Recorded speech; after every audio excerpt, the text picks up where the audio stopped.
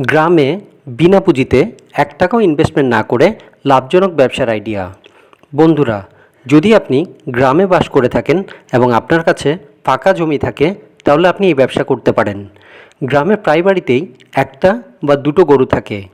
আপনারা গরুর যে পায়খানা বা মল আছে, সেটা একটা নির্দিষ্ট ফাঁকা জায়গায় সংরক্ষণ করতে পারেন। গ্রামে যেহেতু প্রচুর ফাঁকা জায়গা, তাই আপনারা ১ বছর ফাঁকা জায়গায় গরুর এই পায়খানাটা রোদে শুকিয়ে নেবেন। ১ বছর গরুর এই পায়খানা রোদে শুকানোর ফলে এটা উৎকৃষ্ট জৈব গোবর সারে পরিণত হবে। বর্তমানে যারা জৈব কৃষি করতে চায়, তাদের কাছে গোবর সারের খুব ডিমান্ড। আপনারা শহরে একটাও সারের দোকানে গোবর সার খুঁজে পাবেন না, আর পেলেও ১ কিলো গোবর সারের দাম ২০ টাকা করে বিক্রি হচ্ছে।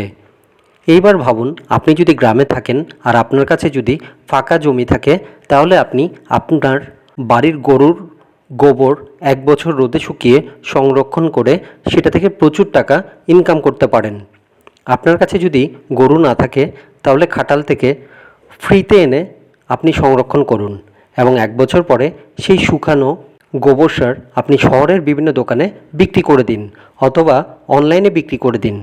আপনার তো এতে কোনো রকমের কোনো ইনভেস্টমেন্ট নেই, কোনো সময়ও দিতে হচ্ছে না।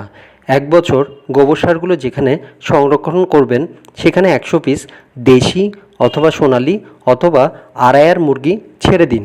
গরুর গোবরে যেসব পোকা উৎপন্ন হবে, সেগুলো মুরগির খাবার হয়ে যাবে। তাহলে মুরগির খাবার খরচ 50% কমে যাবে। গরুর গোবর সার উদ্ভিদের বৃদ্ধির জন্য উপকারী জৈব সার। এতে নাইট্রোজেন, ফসফরাস এবং পটাশিয়াম থাকে। গোবর সার ব্যবহার করলে মাটির পুষ্টিগুণ বৃদ্ধি পায়। এটা উদ্ভিদের বৃদ্ধিতে সহায়তা করে। শুকনো গোবরের গুঁড়া গন্ধবিহীন জৈব সার। ছাদ বাগানীদের জন্য গোবর সার খুব পছন্দনীয়। এছাড়াও এই গোবরের মধ্যে বিভিন্ন প্রজাতির কেঁচো ছেড়ে দিয়ে আপনি ভার্মি কম্পোস্ট উৎপন্ন করতে পারেন, যা বাজারে বর্তমানে ২০, ৩০, ৪০ টাকায় বিক্রি হচ্ছে। ছাদ বাগানি এবং অর্গানিক চাষিদের কাছে এর চাহিদা প্রচুর। বন্ধুরা, এই ভিডিও দেখে যদি আপনাদের একটু উপকার হয়ে থাকে, তাহলে অবশ্যই লাইক আর শেয়ার করবেন, আর অবশ্যই সাবস্ক্রাইব করে পাশে থাকবেন, যাতে পরবর্তী যে কোনো ভিডিও আপলোড করলেই নোটিফিকেশান চলে যায় আপনাদের কাছে। সবাই ভালো থাকবেন, সুস্থ থাকবেন। ধন্যবাদ।